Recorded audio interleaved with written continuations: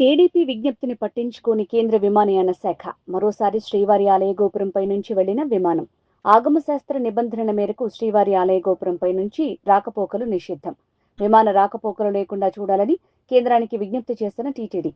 అయినా టీటీడీ విజ్ఞప్తిని పట్టించుకోని కేంద్ర విమానయాన శాఖ ఇవాళ కూడా శ్రీవారి ఆలయ గోపురంపై నుంచే వెళ్లిన విమానం. గతంతో పోలిస్తే ఇవాళ గోపురం సమీపం నుంచి వెళ్లిన విమానం. విమానయాన శాఖ వైఖరిపై ఆగ్రహం వ్యక్తం చేస్తున్న భక్తులు.